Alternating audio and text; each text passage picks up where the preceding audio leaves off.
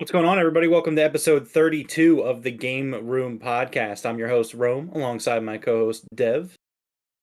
We also have producer Jeff here. Producer Jeff, how you doing? I'm doing excellent. How about you guys? I'm doing really, really good, yeah. We have a fun show here today, along with more updates on the Microsoft versus FTC, the finale of the trial there. The deal hasn't closed yet, but we'll be trying to keep an eye on what happens today with that, and we'll talk more about that later. Other things going on today. One of my childhood favorite games is getting a definitive edition release this November, so we're going to talk about that. And Microsoft has also brought back other games that I used to enjoy from my childhood. So we're going to be talking about a bunch of that stuff today. Let's start off with the news headlines. We have 12 headlines today. Let's start off with the first one, which I was implying to a couple seconds ago.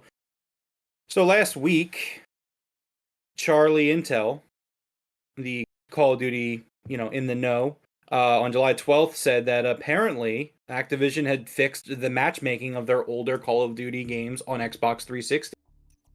And so when I had heard about this, I wanted to investigate a little bit. So this past weekend, you were playing the Black Ops game, so it kind of worked out. So you finished that up. We went on Black Ops 2, got into a game right away. And then, yeah, got into a game right away. And then we went on Black Ops 1. Well, I went on Black Ops 1 right after that. And I had such a blast. Like, there were over 100,000 people playing when I went on Sunday night. In fact, let's get some more information on that. Reports indicate that thousands of people were online over the weekend playing the likes of Modern Warfare 3, Black Ops 2, and even the groundbreaking Call of Duty Modern Warfare from 2007 saw a boost in numbers. These older games, while playable online still a decade after launch, were riddled with hackers, boosters, and cheaters, but reports emerged last week that some unannounced work was done to improve matters on the Xbox 360 versions, and when word got around the stable online play, thousands of fans ended up jumping back in. These older Call of Duty games included online player counters, so while that may be prone to error, they provide a good indicator of current interest. Black Ops 2 had over 10,000. I think I actually have the exact numbers, so we'll get to that in a second. So matchmaking for these games currently still don't work for PC and PlayStation 3, meaning that the Xbox 360 titles are the only way to play them at their best. And also it's worth mentioning that all of these games are backwards compatible with Xbox Series X S. A bit curious the timing. I don't know what you're talking about. There's definitely nothing that's going on right now that would make the Xbox version of old Call of Duty game playable again. I can't think. Yeah. So it's really interesting, right? Because obviously, based off how business works, Microsoft can't tell Activision to do anything, which is why I think it was unannounced. They just thought nobody was going to notice. Like, people don't like these older games. As soon as somebody noticed, it was on. And so, like I said, myself personally, I played Black Ops 2 this weekend, played Black Ops 1 this past weekend and tonight. Modern Warfare? I might, just out of curiosity, kind of dip into all of them briefly and just see because again, like we were talking about, getting into games in these lobbies were just not happening. Like the 360 ones, like riddled with hackers. They're still alive. That's kind of cool that they kept servers alive. They did, but the problem was that they were broken. So it was like having a light, like a lamp on, but the light bulb was out. So it's lucky that somebody changed. Getting into player counts. Idle Sloth, who is an Xbox news reporter, he noted that Black Ops 1 last on Sunday, they recorded 123,852 players. Black Ops 2, 11,514 players. And Modern Warfare 3, 79,619 players. These are the games that track their player amounts inside the actual game, so that's how they got those numbers. When I went on play Black Ops 1 right before we went live, it was up to 143,000, so actually more than it was on Sunday, which I just think is it's so awesome. I'm someone that thinks that, Call of Duty has gone downhill over the years, so the fact that I can kind of just go in and play like it's the era of Call of Duty that I fell in love with Call of Duty for. You know what I mean? No, I think a lot of people agree with you. And like I jokingly said this earlier, but like this is like there's no battle pass, there's no like stupid skins. It's just great gunplay on great maps. It's just a great game to play, and I'm really happy that we can jump back in. Another little interesting side note is that there are more people playing 10-plus-year-old Call of Duty games on Xbox right now than there are people playing Halo Infinite and Battlefield 2042 combined. I'm not even surprised. So yeah, the Call of Duty games are doing really good.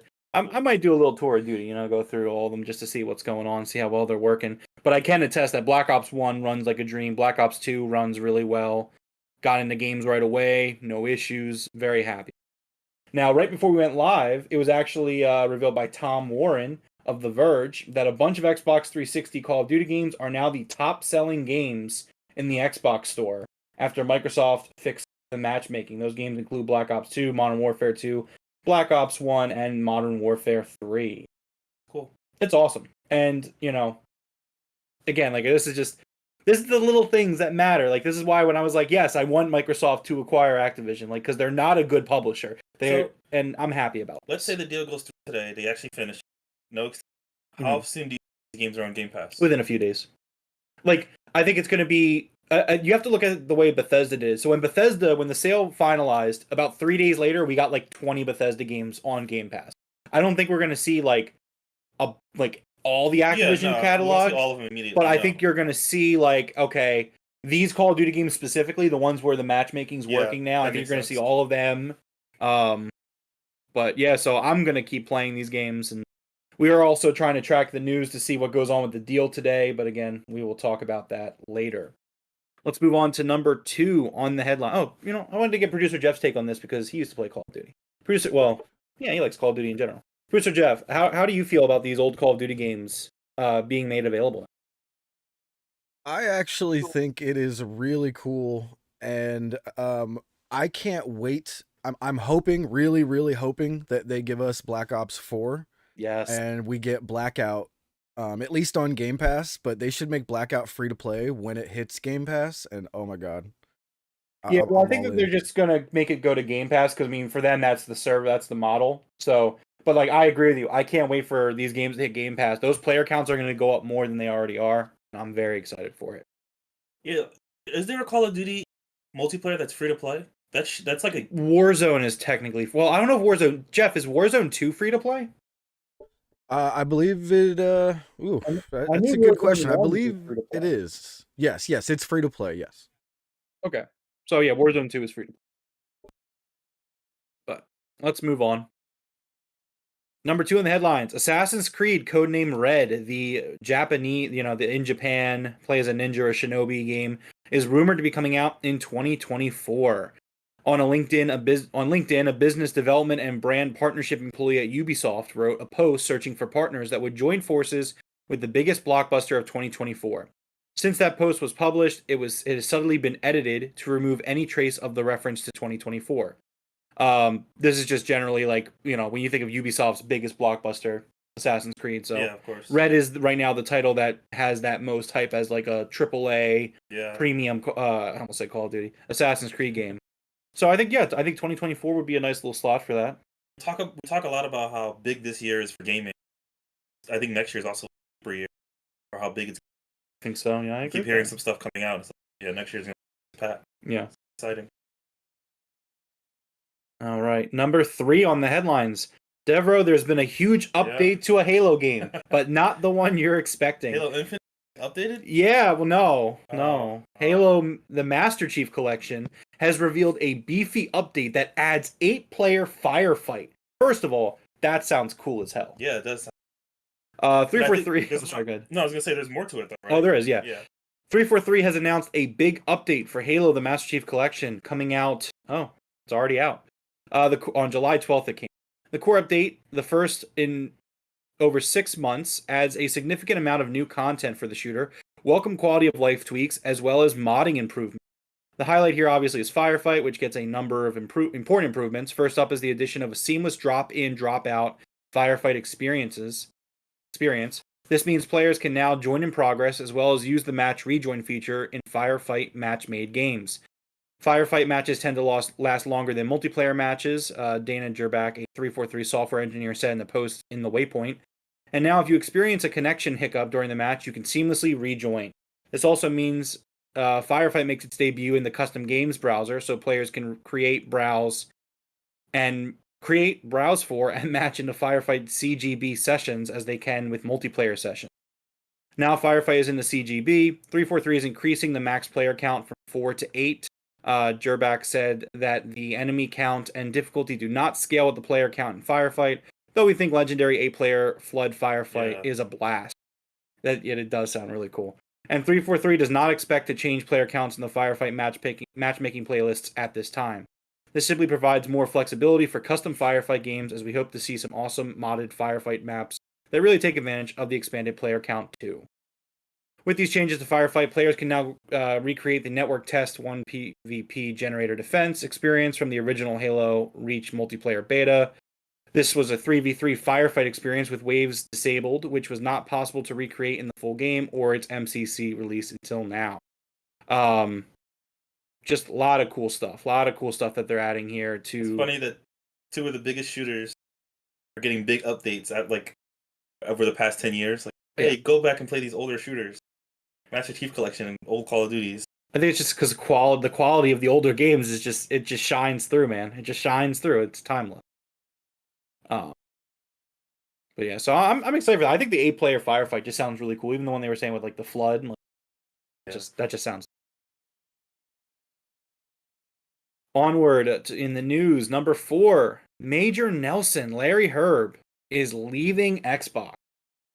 On his Twitter, he announced on the 14th, a couple days ago, after 20 incredible years, I have decided to take a step back and work on the next chapter of my career. As I take a moment and think about all we have done together, I want to thank the millions of gamers around the world who have included me as part of their lives. Also, thanks to Xbox team members for trusting me to have a direct dialogue with our customers. The future is bright for Xbox, and as a gamer, I'm excited to see the evolution. Thank you, and I'll see you online. P.S. The official Xbox podcast will be taking a summer hiatus, and we'll be back in a new format. So, this was... So I thought he retired. He's leaving Xbox. Yeah, he's leaving Xbox. Yeah.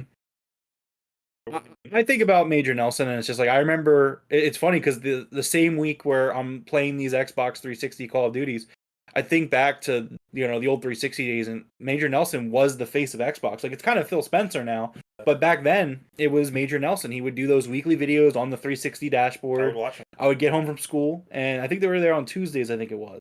And I would get home on a Tuesday, and they would play them, and most of the times, that was how I would see, the updates for Call of Duty games. When they would do the DLC maps, where he's like, hey, this is the new maps coming to Call of Duty next week.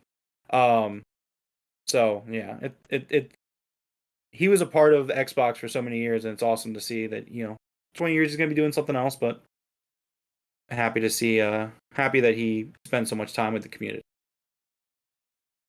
Because he really carried that brand for a few years. Through, the early Xbox One years, he was the guy carrying that brand. Yeah. It's kind of crazy. But best wishes to him. Number 5 in the headlines. A game that I played religiously as a child, Stronghold, the original castle defense simulator, is getting a definitive edition this November.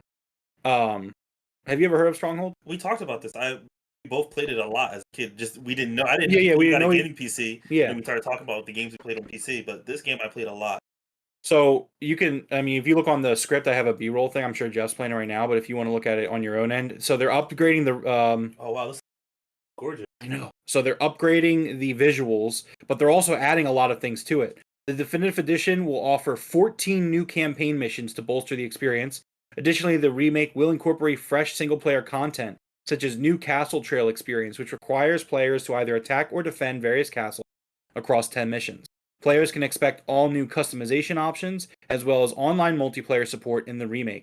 The original Stronghold is a beloved real-time strategy that spawned a successful series and a slew of entries over the years. The most recent installment, Stronghold Warlords, launched back in 2021, taking place in Asia. Players can go to Steam and wishlist this game now. And Deborah, when I tell you I wishlist the hell out of this game, I did. I also like in the trailer that Jeff showed in the B-roll, it actually shows how difficult it used to be to play the original in multiplayer, and now they're just no, it's all in the game. Yeah. Now it's a button. So I'm really excited about this game. Obviously, this isn't the biggest piece of news, but no, it's cool though. It's so cool. I did play this game. 2023 is the year that all my childhood games came back from the dead.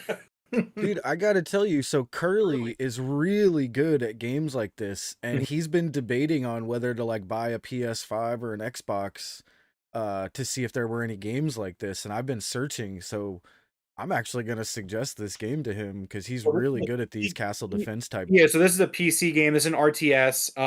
Yeah, the original Stronghold's really good, and this game, this is going to be absolutely incredible. In terms of RTSs on console, really, it's just kind of Halo Wars. Outside of that, you don't really have. I don't think there's that many.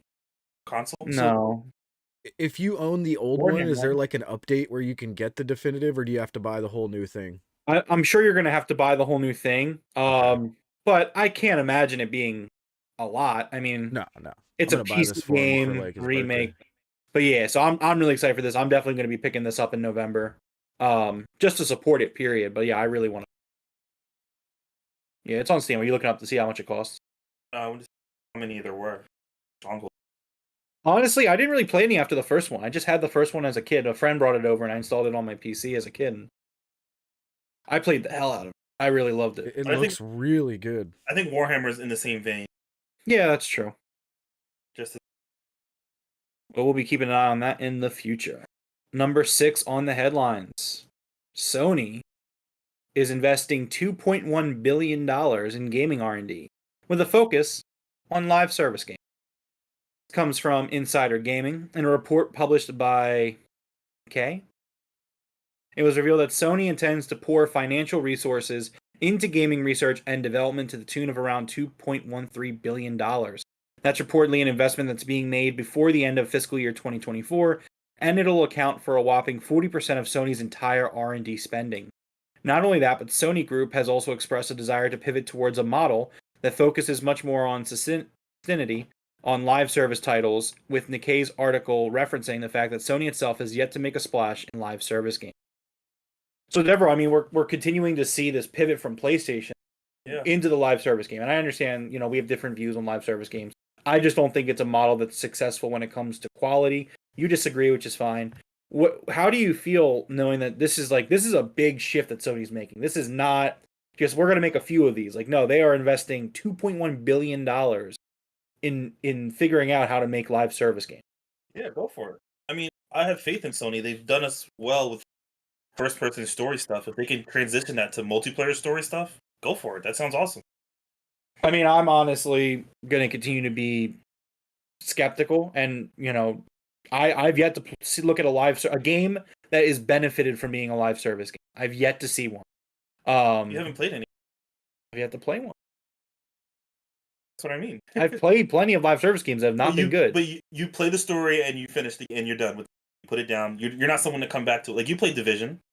Yeah, I don't know was if you played Division underwhelmed 2. by it. I was like, damn, this game could have been really, But you really also cool. played it by yourself, right? Yeah, like, You didn't want to play. that's not the. I played it. I played hours into it. I know, it's crazy. I was like, hey, I bought this, and you're like, oh, I'm not going to play with you. It's not true. You played the story and you were done already. I was still playing a game. Like, yeah, this game kind of sucks. You like playing single player stories and being done with the game, and that's fine. That's Yeah, but if the game's not good, it's not good. But it is. Division 2 is great. I haven't played it. Destiny is great. I haven't played it. Yeah, I know you haven't. I don't know. I'm going to continue to be skeptical, and I think You're just not a live service type of person. But the thing is like, again, like, I just think about. You won't play a game for. You won't play that kind of game. Hold on, think about this, hours. because remember when I put in Black Ops 1 the other day, you were like, "Oh wow, 18 days playtime." But that's a 20 a 20-minute match and you're done, and it's just that over and over and over and over. It's a multiplayer game. Yeah. But even multiplayer games that follow the live service model is that that's not what a live service is, though. I'm just saying, like, you're saying that I don't want to keep playing games and going back to playing games. It's just not true. I am more than willing to put good time into good games. They just got to be. I agree. You're playing a bad game now and putting time into it still. I don't want to talk about AEW Fight Forever. I don't want to talk about that. So I don't know. You say you want. I'm not ready to review that yet. I'll have a review by next. Play good games then. Turn it off. Take it out the system. Put it back in the case. Look, I spent $60 on it. I just want to get the achievements. That's it. That's all. I paid $60. I just want to get my money's worth and get my 1,000 gamer. I don't get out. It's not great though. No. We'll talk about it next week, probably, or maybe the week after. Jeff, did you get that game, or have you seen much of it? I have seen a bunch. I just haven't got it yet because I haven't had time to play. Okay. I still do plan on getting it, but I am hoping that they do a nice little update on it soon. Wait But until everyone's review next week. And I'll be honest, I haven't seen anything that's gonna make me not want to get it. The main thing that I want to do in that game is create a character and play against other people online, and Right. that seems to work fairly well. You know what I mean? So say, We yeah, will. a lot of the bugs that I've seen are in like multi-man matches and where crazy shit's going on and everybody's spread across the screen. So, you know, I'm decently happy with it. I will be getting it. See, I have we have an episode coming up where it's just going to be like topic reviews because I want to do like kind of like a final review thoughts on Tears of the Kingdom, and then I know you're still playing it, but Yeah. at this point, Devroro, we'll review it in 2024 if we wait till you're. Alright. So I'm going to do that, and then No one's AEW waiting for fight our forever. review. No, I know. Try to be somewhat with them. But anyways, let's move on. Number 7 in the headlines. Speaking of Microsoft fixing old games, they for some reason fixed another game, 16-year-old Shadowrun. The game came out in 2007 on the Xbox 360. The game servers for which were never officially taken down were seemingly taken offline thanks to a fix to Xbox Live, which fixed older Call of Duty titles. Following this, matchmaking for the title would no longer work. This led some members of the Shadowrun Discord to reach out to Microsoft, who seemingly fixed the problem. It actually kind of works. It actually kind of works better than it ever worked in the history of the game being up, said community member WW Monkey on Reset Era. The game, which was released in 2007, has recently spawned a Discord community of over 2,000 members in hopes of resurrecting the early Xbox 360 FPS. Shadowrun is a FPS developed by FASA Interactive and published by Microsoft Game Studios. It received middling reviews when it released in 2007, with the Xbox 360 version earning a 66 out of 100 on Metacritic. Regardless, this is just another really cool story. This one, okay, the Call of Duty one makes sense. You know, Yeah, this one doesn't. across the games, you have, you know, Thousands and thousands. hundreds of thousands. Can you imagine like you and your 6 buddies like, Microsoft, can you fix this game for us? And then like, oh yeah, sure. Flip a switch. Yeah, Sorry, we didn't even realize. It really does sound like there's a dusty. This is a bigger deal than you guys think. This is going to expose some stuff in the gaming industry where they purposely make games not work as well, kind of like the phone industry does with your phone. But also, So yeah, this game is 16 years old. I get it. And But if all it took was a flip of a switch, like, and it, like, yeah, keeping servers up costs money, and like that's time and resources, and like for them to just be like, I mean, I think it's cool. I think, don't give me. Oh yeah, I walk away from this news like, wow, that's really cool that Xbox. Obviously, a time passed where they didn't realize that the server went into disarray a little bit. But like, again, like you said, it came out 16 years ago, and like not a lot of people were playing it probably, so it makes sense for them to just kind of like overlook something like that. But like when it's brought to their attention, they fixed it, and I think that's really cool. No, yeah, I think it's cool. It's all like I said, it's going to expose something bigger, is what I'm saying. You know. Oh yeah, I gotcha. But so again, really cool little story here. Really happy to see. I'm all about older games being given a little bit of TLC. Speaking of which, not enough of that is being done, Deborah. A recent study done shows, number 8 on the headlines, only 13% of video games that were released before 2010 are commercially available. This is, I'm not going to go too far into it. I think the headline kind of speaks enough. This is why I'm very big on physical copies, game preservation, things like that. The video game industry has clearly done a terrible job overall at keeping these games available moving forward. I think when I saw this number, I was actually kind of blown away. I couldn't believe. I thought that number would have been that bad. But like, man, it is insane that 13% of video games, that came out before 2010 are all that's available in the market, and I just think that that's pretty insane. So I really wanted to mention. I thought that was crazy. What are your thoughts on this? What do you think that they could do better? 13 does sound like way smaller number than I was imagining. What I could see them doing moving forward is the same thing that they did with movies: make them digital, put them on some shop, make them digital. The problem is there has to be a demand for it because it takes time and money to make something, transfer something over to digital and then keep it on a store. Mm-hmm. And if no one's going to buy it, then it defeats the purpose. That's Do you guys all. see this graph from like 60 to 1974? It's 0%. Like those games are lost.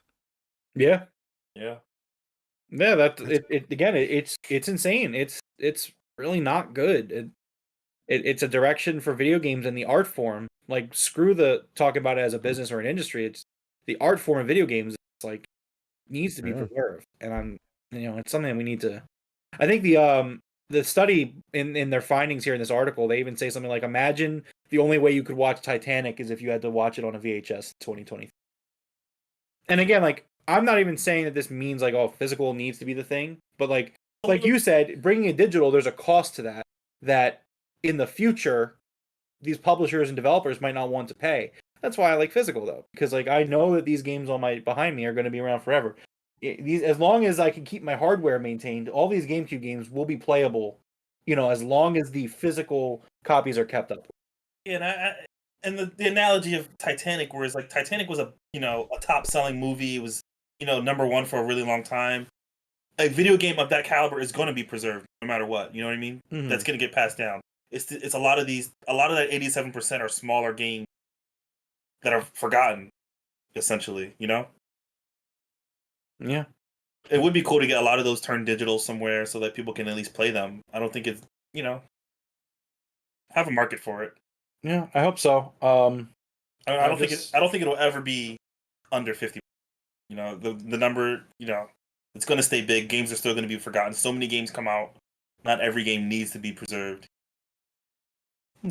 Apparently, Bob Iger is reportedly preparing to sell Disney. Look at that. Interesting. Yeah, sorry. I'm still looking for more news. Still looking for more news to see if we can get news about the closing of the deal. Yeah, let's move on to number 9 in the headlines. Devroro. Yeah, how do you sell Disney? Who buys Disney? Yeah. Amazon, Microsoft. Right. Number 9 in the headlines. Devroro, are you sick and tired of going into a game and you hear people cursing and being vulgar and saying a lot of things that may be considered, racist or sexist or, homophobe, anything like that? Not really. Oh, okay. Well, there's this wonderful thing that they have on like these consoles now that's called a mute button, and they've had it since I was a little kid. Yeah, right. Now you can report. So yes, Xbox is launching all jokes aside, this is a nice feature to have. Yeah, I agree. Xbox is launching a new voice reporting feature, empowering players with the option to capture and report inappropriate in-game voice chat. Players come to Xbox to build friendships, be competitive, and to experience incredible games, and they expect to be treated fairly, for interactions to be free of hate or harassment. Our investments in safety have helped players feel safer across text, video, and image, and our new voice reporting experience is the latest addition to our robust suite of family and online safety features. Well, I mean, that's why they're going to review them. Starting this week, we are releasing a new platform-wide voice reporting feature to Alpha and Alpha Skip Ahead Xbox insiders that gives players the option to capture and report inappropriate in-game voice chats.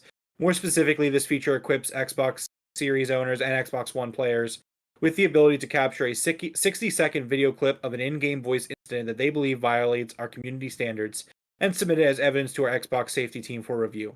This feature is purpose-built to support the broadest arena of in-game interactions between players and works across thousands of games that offer in-game multiplayer voice chat, including Xbox 360 backwards compat titles.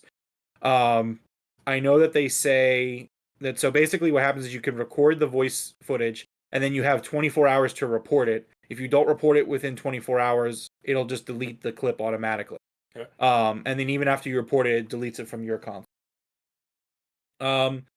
So I'm sure that I'm sure that there's like a caveat where it's like obviously people curse in games. I'm sure it's not going to be focused towards that type of incident. Yeah. I hope it's very it'll be like for attacks. Yeah, you say a sexist term or a racist term or a homophobic slur, or you threaten someone. That I think that would be. They're going to get a lot of 60-second clips, and that's going. And I hope they have. Yeah, I mean, obviously we have to see how it goes, and if it doesn't go well, we'll hear about it. If it goes well, we won't hear about it again. But yeah, they made it. We'll see how. I mean, again, I agree. I think that it all depends on how broad or how much leeway they allow. Like if I'm playing a game online and I'm ticked off, I'm pissed off, I might curse the person out, like, fuck you or something like that. But I don't think you should, report someone for that necessarily. But In a way, if you start saying like, bad things that can't say here, then in a way, and I think it might just because of our generation, maybe our age is showing. I kind of like. I'm okay with certain like. Oh yeah, me. I mean, like me too. Like, go ahead and curse, whatever. Yeah. You No, I get mean, I heated in agree. a game. You say things. These damn Gen Zers. There's definitely a line you shouldn't cross. Showed me clips of Call of Duty saying it's. Oh back. yeah, it's back. It's like it never left, Jeff. I was showing him TikTok clips of people getting back on the old Call of Duties, and the lobbies sound exactly like you probably remember them that they did. See, I'm with Dev on that one. That mute button's been turned on for me for a long time. Oh yeah, absolutely. Yeah, me too. I mean, I probably will never use the report button. I got to tell you one thing, that with the proximity chat in Warzone, I've been having a lot of fun with that, with putting music on and cranking it up. So people that are using it can't hear anything other than my music when I'm running around, so they can't hear my footsteps. It's great. It makes sense. Proximity chat be more. It should be more common. Yeah, I love proximity chat. Yeah, that's such a cool feature. Yeah, prox chat's the way to go. It really is. Number 10 on the headline. A new EU regulation that has been passed that devices must give access to the battery and have it be replaceable. This means that starting in 2027, new video game handhelds may need to have a replaceable battery. I literally just read about this 2 hours ago. As reported by Overkill, the EU has posted a document explaining new regulations set to begin in 2027. This new regulation will likely only affect new products, meaning if new hardware, such as the Switch 2, is released before 2027, Nintendo won't be obliged to scrap it and release a new version. But, any updates that they put out or any new consoles would have to have this. This also goes for Steam Decks or ROG Ally successors. Do they say ROG? Do they say ROG? ROG. ROG, okay. I know what it stands for, but I'm not sure if people actually say it out.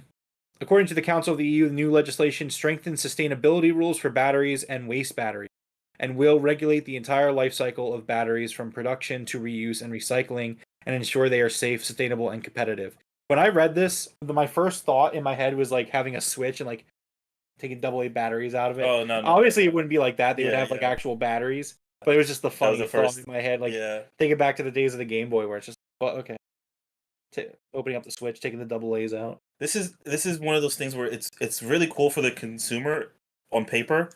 But it'll be a hassle. It is a hassle, but it also gives them an excuse to sell weaker batteries so that you have to buy proprietary batteries in a cycle. You know what I mean? Now batteries will last a year or two, and now you have to go on Nintendo and buy, their proprietary battery. I don't know. That's the thing I say. It gives them an excuse to make more money. So we'll see. I was thinking the same thing. Like, remember back when your cell phone had a battery and your battery would go bad and you'd have to buy a new one? Yeah. I'm not quite sure I missed that. So I'm like, I hated having to go buy a new battery for my phone. So but I'm glad you just brought that up, because I wonder if they're gonna do I wonder if that might be something that happens to phones too. Will they push that on phones? Like, there was a time where when you bought your phone, they'd be like, "Would you like to buy an extra battery for $40?" And I was like, "I hate you." Yes, And with phones, it was proprietary. Yeah. So imagine they start doing that. Oh, here's your Switch. You want to buy an extra battery for $55, $60? Here you go. Yeah. That's why I keep it docked 24/7. We'll see. I ain't playing those games. All right. Let's move on. Number 11 on the headline. Devroro, we were speaking about this off air on Sunday when it first kind of leaked, but it was made official on Monday, yesterday. Xbox is retiring Xbox Live Gold and bringing out Xbox Game Pass Core.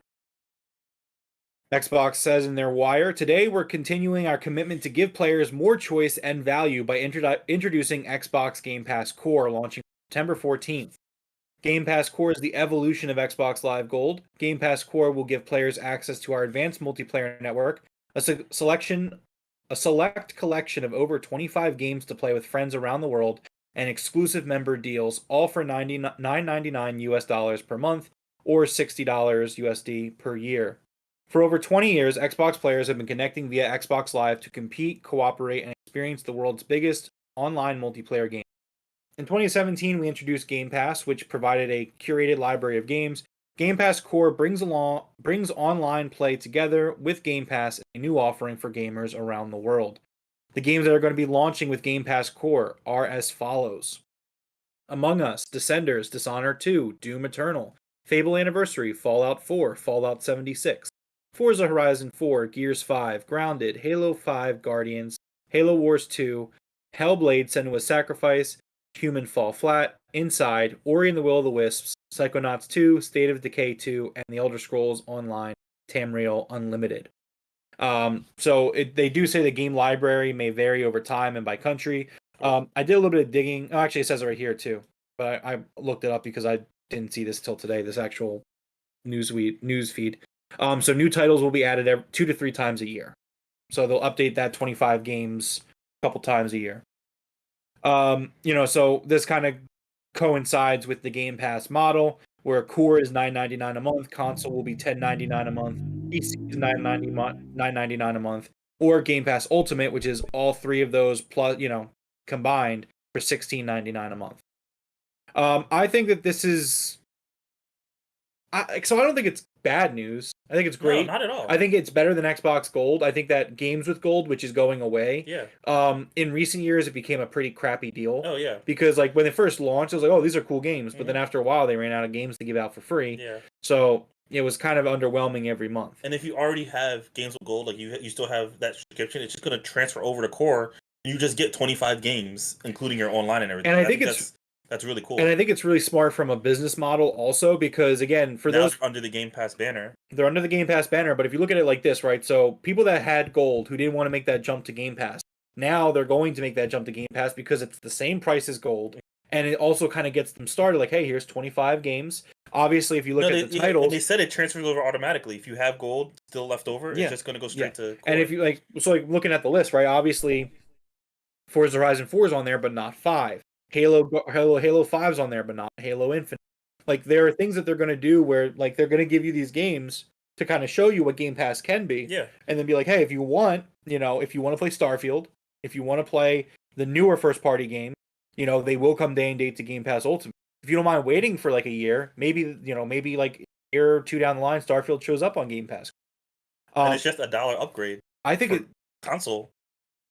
What? For the console, $1 more. Oh yeah, the console. Yeah, oh yeah, you're right. That's true. I think that's another thing. It was like, oh, this is $9.99. If you want all the games, it's a $1 more a month. Right, and then Ultimate obviously is all 3 plus the EA Play, which does not come with the base console. Yeah. EA Play is included in PC though. It is.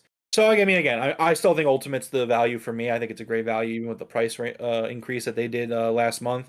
But again, I think this is a really smart business model for them that it's going to pay off. And I laughed when this came out because I know that they've been trying to get rid of Gold for a long time. And they got pushback the first time they tried to get rid of it. Yeah, they said, oh, we're ending Xbox Live Gold. You're going to have to subscribe to Game Pass Ultimate or Game Pass Console or Game Pass PC, and people got really upset about it, which I didn't think was fair. I didn't think it was super warranted. I think it was to take away something and try to force them into another subscription. Yeah, I mean, I guess. I think this is the better way to do it, what they're doing now, but we'll see. Yeah. But so I think this is a great model for them. I think it's going to work out really well, and, we'll see. Yeah. All right, last up on the headlines, number 12, Assassin's Creed, codename Jade. The beta is coming in August.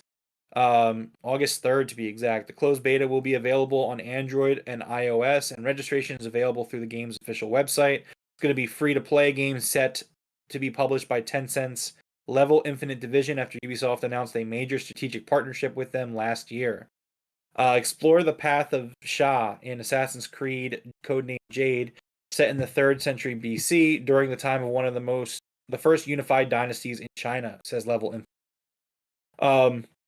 I really wish that this game was coming to anything else, even PC. Do you think? I think it will eventually. Yeah, I'm not playing this. I have no interest in the beta or anything like this until it gets sort of released. No, actual release. But I do think eventually it'll come to something else. Probably PC. That's the most likely. But yeah, I mean, I'm hopeful. It looks cool. I'm hopeful. I definitely want to play it, but I'm not going to sit there and play an Assassin's. This is a mobile game. Yes. Okay. But it's like a full Assassin's Creed game. It's a full Assassin's Creed game in mobile, though. I was confused. I was like, what the heck is this? All right. That's it for the news headlines. Let's run through the game releases of the week real quick. These are the game releases for this week, July 17th, coming out today on July 18th. Toem comes out on Xbox consoles. It hits Game Pass today as well. Viewfinder comes out today as well on PS5 and PC. Maquette comes out on Xbox Series and Xbox One. I believe that's also going to be on Game Pass. Might and Magic Clash of Heroes Definitive Edition comes out on PS4, Switch, and PC on the 20th. And then the big release for the week is Pikmin 4 launching on the Nintendo Switch on July 21st. I'm excited for Pikmin. Yeah, Pikmin's like my game of the week out of this list. Yeah. Viewfinder looks very, very cool. It's one of those.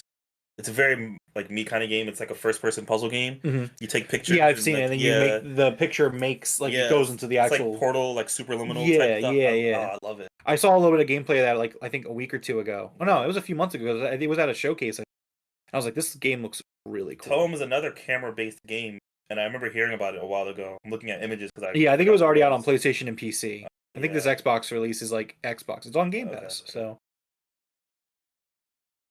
All right. A lot of cool. Yeah, it's a good week for games. Not it's definitely a quality over quantity. That's for. All right, let's get into the topic of the show. I'm hoping it's like the last big talk about. I know, that's why I keep kind of looking at the news to see if we get something.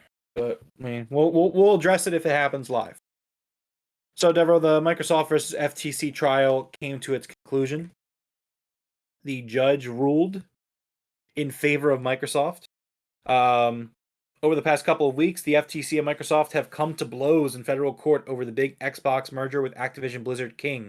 The ABK deal would give Microsoft control over Call of Duty, World of Warcraft, Diablo, Candy Crush, Hearthstone, and various other mega franchises as Xbox tries to boost its prospects in the gaming markets against players like Apple, Google, and PlayStation. Sony and PlayStation lead Jim Ryan had been a huge opponent of the deal, working across global regulators to get the deal blocked. The European Union delivered the first major blow against the effort, approving Microsoft's merger with remedies, forcing Microsoft to support competitors in the cloud gaming market. Something Microsoft had always offered to do regardless. The UK CMA, backed by the US FTC, blocked the deal a few weeks ago. Microsoft can theoretically close around the United Kingdom, though, given the UK's decreased relevance in global affairs and the video game market in general. However, the United States is one market that Microsoft cannot close around. As such, the FTC, or the Federal Trade Commission, has led an ideological crusade against the deal, despite all logic to the contrary.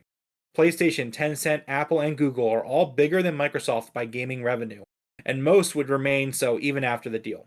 Still, the size of the deal has upset elements at the US regulatory community who arbitrarily seem to view it as too large at $69 billion. The FTC seems to be overreacting to the deal, whose efforts seem emblematic of historical regulatory failures, such as allowing Google to control all of search and allowing Facebook to control virtually all of social media. The article says that they would argue that they picked the wrong fight here, since damaged Xbox would give PlayStation even more dominance in a relatively static market. So, U.S. federal judge Corley ruled on the matter, essentially allowing the deal to close. The FTC lost. So obviously this came out, huge news. I remember texting you, it was like, it's finally over. If only that were the case. Shortly after the verdict came out, Microsoft President Brad Smith released a statement saying, "We're grateful to the court in San Francisco for this quick and thorough decision, and hope other jurisdictions will continue working towards a timely resolution. As we've demonstrated consistently throughout the process, we are committed to working creatively and collaboratively to address regulatory concerns." Phil Spencer also commented on the trial, saying, "We're grateful to the court for swiftly deciding in our favor. The evidence showed the Activision Blizzard deal is good for the industry, and the FTC's claims about console switching, multi-game subscription services, and cloud don't reflect the realities of the gaming market. Since we first announced this deal, our commitment to bringing more games to more people on more devices has only grown. We've signed multiple agreements to make Activision Blizzard's games, Xbox first-party games, and Game Pass available to more players than they are today. We know that players around the world have been watching this case closely, and I'm proud of our efforts to expand player access and choice throughout this journey. And then he puts in all caps, end. Like, that's it. Done with it. But again, if only that were the case. Today's supposed to be the last day, but yeah. We'll get to that because we're going to continue through this kind of timeline of events that happened since the deal closed. So immediately after the judge ruled in favor of Microsoft, Microsoft, Activision Blizzard, and the CMA asked UK CAT to pause litigation, basically to stop that process of the challenge of the block in the UK so that they could work a deal out to get the deal to close. Brad Smith, also commenting on the CMA, said that after today's court decision in the US, our focus now turns back to the UK. While we ultimately disagree with the CMA's concerns, we are considering how the transaction might be modified in order to address those concerns in a way that are acceptable to the CMA. In order to prioritize work on these proposals, Microsoft and Activision have agreed with the CMA that a stay of the litigation in the UK would be in the public interest, and the parties have made a joint submission to the CAT to this effect. So that was kind of like the first chapter of it, where it's like, okay, the judge came out, Microsoft in the UK or Microsoft and the CMA are just like, okay, let's work this out, let's speed this process back up so we can get this deal done by the 18th, which is the cutoff. Something that was noted during Judge Corley's ruling, which I kind of wanted to bring up here, was in her statement, there's a long redacted passage after a mention of Sony's use of market power when it does partial exclusivity deals with third-party game makers. And Florian Mueller, Foss Patents, we've quoted quite a lot here, speculates that this could lead to some issues for Sony in the quote in Judge Corley's ruling, in addition to exclusivity, Sony also uses its market power to extract other preferential treatment from third-party game developers, including earlier release dates, exclusive marketing agreements, and exclusive in-game content. The next part is redacted. So it's meant specifically just for private eyes. Do you think that this could be something that could come back to bite Sony later down the line in terms of these bad business practices? If a judge is going to warn them that, like, hey, like, this is what you're doing, and obviously you can only assume what the judge says there, but maybe, because I feel like going to another company, putting in money, or using your power, essentially their power is having that many units out in the wild. You know, they have the most to get content onto, like, exclusive content on your system. I think that's fine. I think the issue comes with stopping other companies from having content. Oh, now you have an issue with that. Wow. No, I think purposely going out and doing it. Yeah, that's what they've been doing. You were like, oh, I have no problem with it. I have no problem with them going out and hey, let's make a deal. Let's have skins only on our content, only on our system. I think that's fine. I don't think there's anything wrong with that. Sure. And I think that works from all companies. I think go out and make deals with companies to put exclusive content on your system. I think that's fine. That's awesome for your ecosystem. Yeah. I've said that before. Go ahead. What? I've said it before. Why is that an issue? I didn't say anything. You're making weird noises. You sound like a Korok right now. Yeah. I just don't think that it just doesn't seem like it's a big deal. Like I said right now, if Xbox wanted to do that with their Call of Duty, go ahead. Sony's been doing it. I don't think there's anything wrong with that. I get what you're saying. It's not exactly what you said in the past, I feel like, but what did I say in the past? That you thought that everything Sony did was fair. That's not what I said at all. That is what you said. We have what is it? Episode 32. Go back and find when I asked you to go back and find when you didn't say it. It's right here. Right here. I didn't say it. Anyways, yeah, I think this could eventually come back to bite them, but we'll see. Another thing Judge Corley spoke on was COD availability. Judge goes after Sony in her denial of the injunction, as I said. She says, Sony opposes the merger. Its opposition is understandable. Before the merger, Sony paid Activision for exclusive marketing rights that allowed Sony to market Call of Duty on PlayStation, but restricted Xbox's ability to do the same. After the merger, the combined firm presumably will not agree to such restrictions. Before the merger, a consumer wanting to play Call of Duty console game had to buy a PlayStation or Xbox. After the merger, consumers can utilize the cloud to play on the device of choice, including it is intended on the Nintendo Switch. Perhaps bad for Sony, but good for Call of Duty gamers. And I'm a little worried about... I mean, I think the cloud stuff is awesome. I think the Switch part in general is... Call of Duty running on Switch Nintendo's not known for having their multiplayer to be that great. So here's what I would say. Here's my rebuttal: is we keep saying Nintendo Switch, but what we're really talking about is 2? Nintendo console. Yeah. So even if the Switch 2 is only as powerful as, say, an Xbox One, PS4, like Xbox is saying, like, we will put a version out on the system. Okay.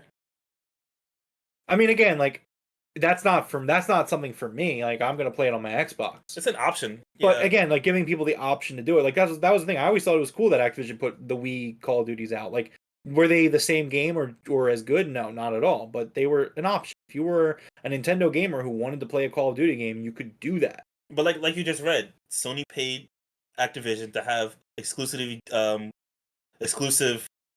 marketing for Call of Duty, and I think for me, I think that there's no issue with that. I don't see why. I think marketing is definitely. I think there's a little something to that. Like, again, like, it's not the biggest offense, but to say, like, okay, we're gonna pay Activision, so when Xbox wants to advertise Call of Duty for their platform, they can't do that. And I think that that's kind of like, I don't know, that, like, that for me, that's anti-competitive. That's like if your competitor puts a billboard up, you go out in the middle of the night, you tear their billboard down and put your own up. That's not fair competition. That's anti-competitive. No, the reason I say I don't know is because when you see those trailers, I think it's still it'll say PlayStation, but at the end it'll still say everything it's available on. No, if you go back and look at the PlayStation Call of Duty, the Call of Duty marketing, it'll say like Call of at Duty the end on it'll be like, PlayStation? play Call of Duty, like, pre-order Call of Duty now to get the beta on PlayStation. Okay. Like, the wording is very like, hey, it makes it seem like it's the way to go. So shortly after the pause in litigation was applied for, CNBC reported that Microsoft and CMA have already agreed to a small divestiture, but it's not clear what that is yet. Divestiture could be some sort of little agreement to make it seem like the CMA, fought for its the people of the. But we have not found out what. Although I would say if it's true and there was something already kind of figured out, then we probably would have heard of it. But however, the FTC's part in this story is not yet done, Devroro, because on July 12th, the FTC officially filed an appeal to fight the decision made by Judge Corley. How do you think that went? Oh, yeah, no. I think you showed me clips of that. I showed you clips, but here's some transcript of it. So Florian Mueller, again, this comes from Foss Patents. California Congressman Kevin Kiley asked Lena Khan, the head of the FTC, about Judge Corley, who is a Biden appointee, their decision and generally their poor track record of losing. While historically the FTC used to have a high win rate in the courts. The video was really good, where he's like, he's like, do you bring cases to court that you know you're going to lose? And she's like, no. He's like, well, you have a really bad win-loss record right now. You're not winning at all. Constantly not winning. The next part of the FTC getting owned, Congressman Kevin Kiley also pointed to Lena Khan to Judge Corley's finding that ABK deal will result in more access to games. Says the appeal is even less likely to be won by the FTC and wants to know why they're wasting taxpayer money at this point. It's like, damn, like, it's bad at that point where he's like, why are you even here? Why are you wasting taxpayer money? And then the last one that I thought was pretty interesting was a congressman. The Twitter handle is Fitzgerald for Wisconsin, so I don't know what their first name is. But the congressman asked Lena Khan why they decided yesterday with their appeal to go against 30 plus years of legal tradition and the stance on the same merger by 39 other countries. Lena Khan declines to comment as the matter is pending, suggests legal error by Judge Corley.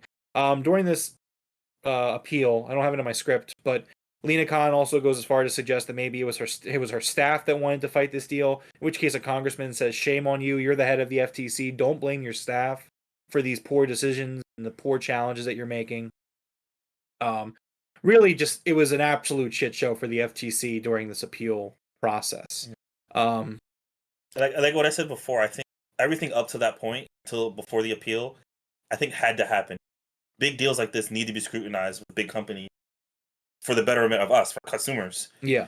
I think afterwards, when you lost that badly and then you want to appeal, that's the part that's like, what are you doing? Yeah, why are you doing this? It's not like it was a close call. You know what I mean? Yeah. They lost like Badly. hands down. The judge Yeah. was like, "Hey, you had like." There was no Regardless, argument, yeah. regardless of what side of the fence you are on, whether you agree with the FTC that this is bad for consumers or not, No, like and you can't argue that they fought a good And everyone case. said that. You Whether just can't. No matter what side it was on, they were like, they did not bring a good argument to the Yeah, they table. were like, imagine if there were Christmas Xbox exclusive skins, Yeah, and people were like, they're- like PlayStation's literally doing right now. Yeah. Like, hello. But just terrible fought by them. Did the appeal get denied? I don't know. Let's keep going to find out. Again, because this is all in chronological order as I had it in my notes. So a CMA workaround possibly in the meantime. Bloomberg reported that Microsoft is looking at selling off cloud gaming rights in the UK to third-party companies to appease the UK's CMA demands to close the Activision acquisition. Another indication that the deal may have closed soon was that Activision was removed on Friday from the NASDAQ 100 index. Basically means that they weren't going to be trading once the market opened on Monday. That would mean that they were no longer going to exist as a separate entity. However, the deal is not yet closed. Now, Devroro, do you remember the gamer lawsuit? Oh, When yeah. those gamers banded together and we're gonna fight this. There's updates on that? There is! And the update is that the lawsuit has been thrown out by a judge that saw Talk about money. the same judges who didn't grant the FTC a preliminary injunction also threw out on the same day the PI appeal in a private lawsuit mislabeled as gamers lawsuit. The legal standards were different, but the result was the same. They were like, get out of here. So Deborah, you would think that's the end, right?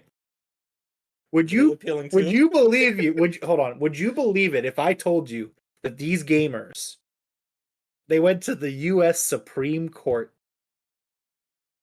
They went to the Supreme Court. The group of gamers who filed a lawsuit months ago to block Microsoft's acquisition of Activision Blizzard yesterday, so on the 17th, asked the US Supreme Court to intervene. The US Supreme Court has rejected their request. They have to be trolling at this point. There's no way this is real. There's no way it's real. Could you imagine these video gamers and the lawyers like, you guys, we lost. And they're like, what about the Supreme Court? You're going to talk to the boss. Or we want to go to the top of the court, Yeah. the highest court in the land. Oh, man. I like, in my note, in the script, I put the gamers go to Supreme. We're going to the White House next. Yeah, they're going to Where be else do not we like go? Biden, like, let us in. Hurry. Meanwhile, on Sunday, Phil Spencer announced that we are pleased to announce that Microsoft and PlayStation have signed a binding agreement to keep Call of Duty on PlayStation following the acquisition of Activision Blizzard. We look forward to a future where players globally have more choice to play their favorite games. So this was kind of the point where PlayStation, knowing that the FTC lost, there is nothing that's stopping Microsoft from closing the deal here in the US. PlayStation, seeing that, finally decided to cave in and signed the deal. Charlie Intel is reporting via Axios that it's a 10-year deal. Also, like that, it was Sony that told Axios, right? It was a 10-year deal. Like, guys, don't worry, it's 10 years. However, Sony, due to their fighting of the deal, actually lost out and made a worse deal. Originally, Microsoft offered all Activision Blizzard games to come to PlayStation. However, this new deal that PlayStation signed is only, and this was Microsoft that confirmed it. So it's like Sony's like, the news came out, we signed a deal with PlayStation. And Sony's like, it's a 10-year deal. Microsoft came out and said it's only Call of Duty. So the deal got worse for them. Instead of all Activision games, just. Do you see this comment by Warhammer Dave? Let's see. So it's the first comment there. He says, give PlayStation COD and nothing else. Keep the rest exclusive. Sony's actions the last 18 months have had consequences. Yeah. I could not agree with that more. It's like, you guys wanted to be assholes the last, 18 months? Okay, we'll be assholes too. You get COD, that's it. Yeah, and that's definitely that. I mean, I think that's where they're going with this. I mean, the way that this deal was specifically just Call of Duty. I mean, I think for sure. And it's also one of those things where, while I think that they should do that, they can do that at this point. That's the deal. I think Sony almost doesn't care. Like those titles are big, but they were fighting for they were fighting for Call of Duty. This whole thing was about Call of Duty. It wasn't about these other titles. So Yeah. we'll see what happens. Yep. And then so also, oh, sorry, go ahead. No, I was gonna say I can't see Microsoft taking away something that's already on PlayStation. I think anything future moving forward will be not. We'll have to see. Yeah. So over the weekend, also the FTC lost again. They lost the appeal. I know, big surprise here. So the FTC is done basically. So there is actually a way that the FTC can continue to fight, which they said they're going to, and it basically involves them having a trial in August. But if the deal closes, it doesn't matter if you have this trial in August.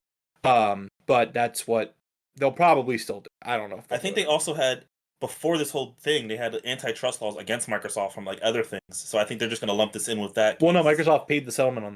Oh, okay. I didn't, yeah.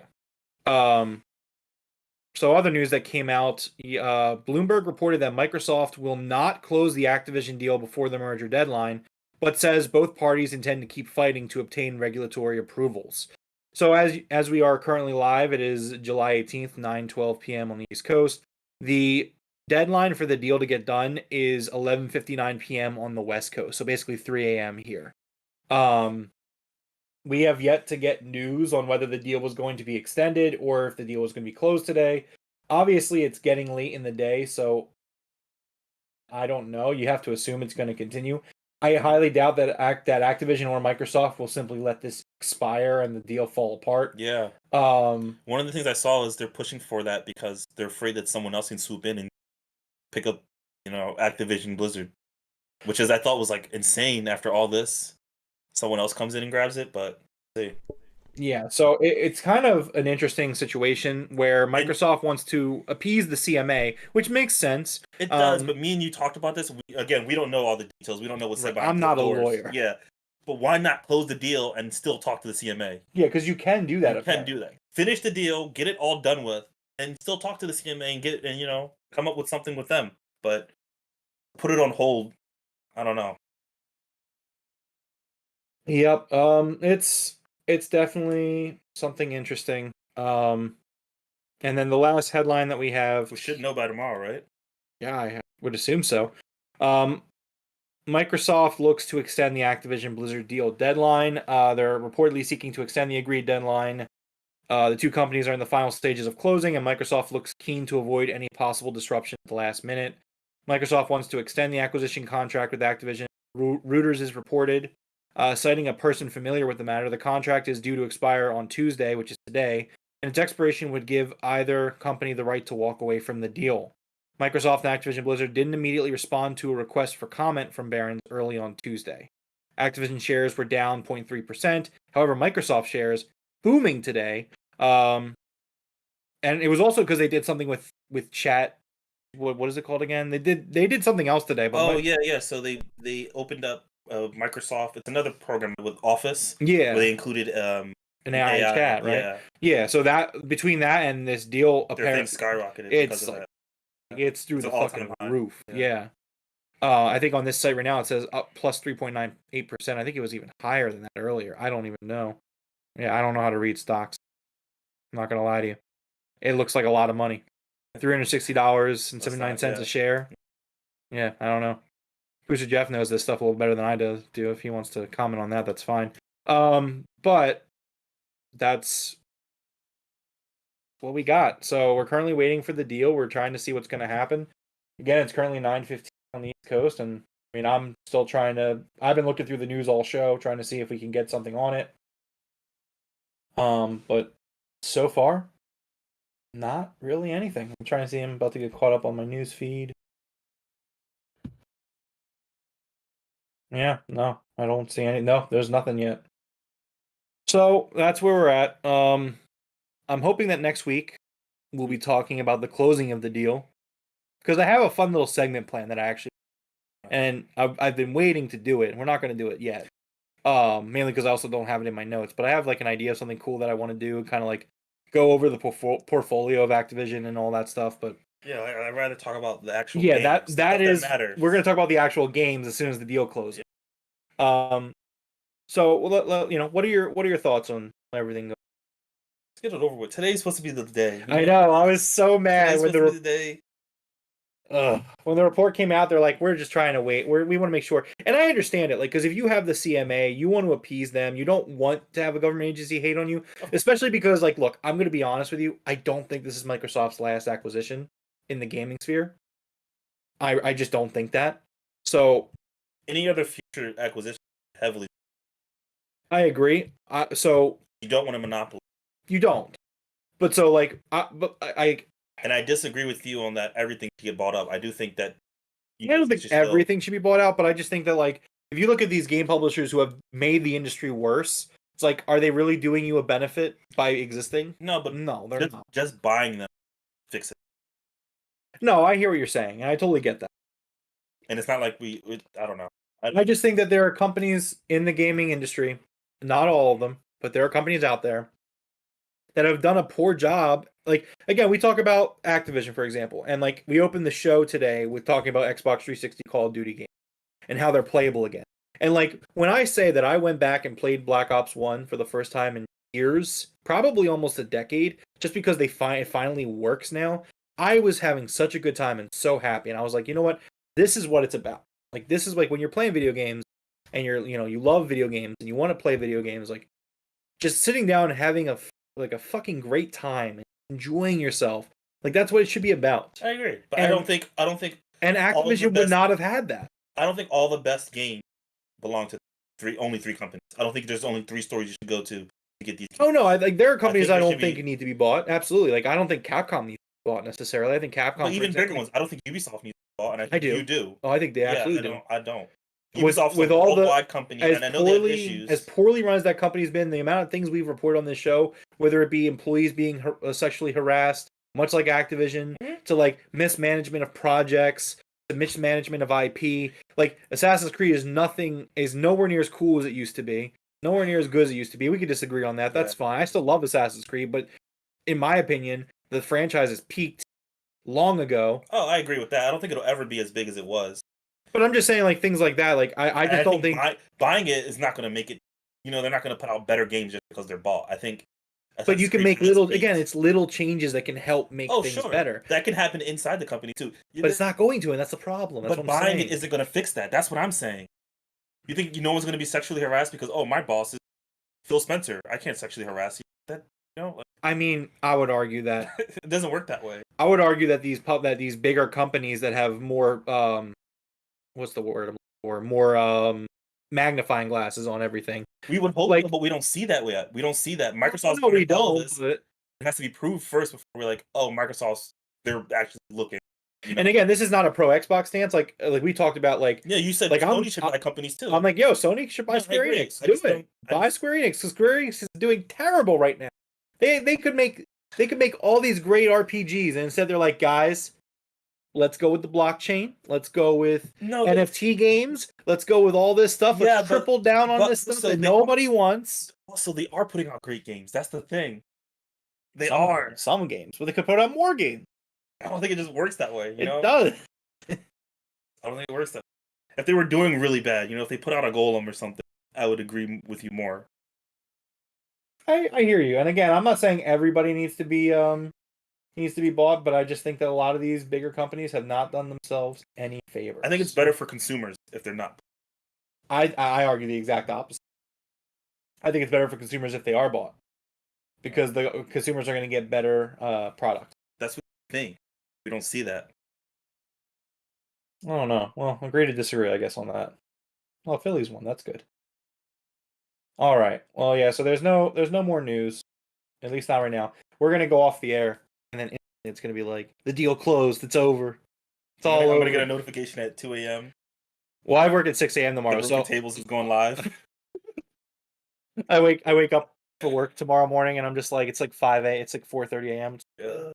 Shit. It's just like, all right. No, I think that's generally it. I'm hoping next week's episode we have a lot to talk about. I'm hoping to have a review of AEW Fight Forever ready to go. Hopefully we're talking about the deal being closed. Hopefully it's just one headline and we're done. Yeah, just one news headline. The deal's closed. Let's talk about video games. I imagine Forrest isn't going to come back until that's done. No, probably not.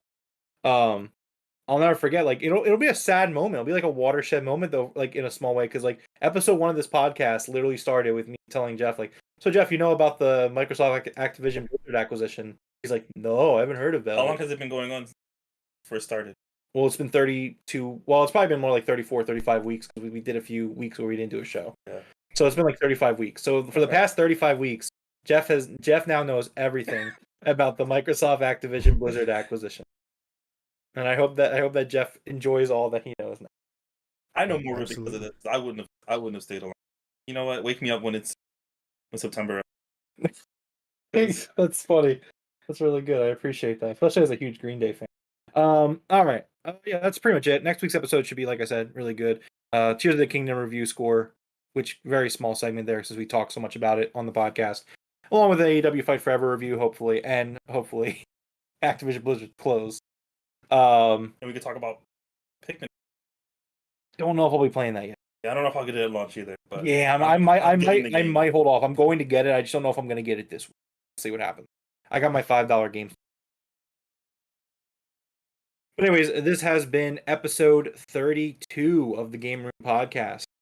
Please hit the like button and subscribe if you haven't already. Thank you to everyone hanging out with us tonight. You can follow us in our social medias down in the description below, except for Devroro. Devroro does not want to be followed anywhere. Please do not. He will call the police on you. If you like pro wrestling, we will be back tomorrow night doing our AEW Dynamite review. Tomorrow's Blood and Guts. It should be a really good show. We also do our Saturday Collision shows. Producer Jeff, do you have anything you want to say to the folks? All right, man. Have a great night. All right. See you guys later. Later.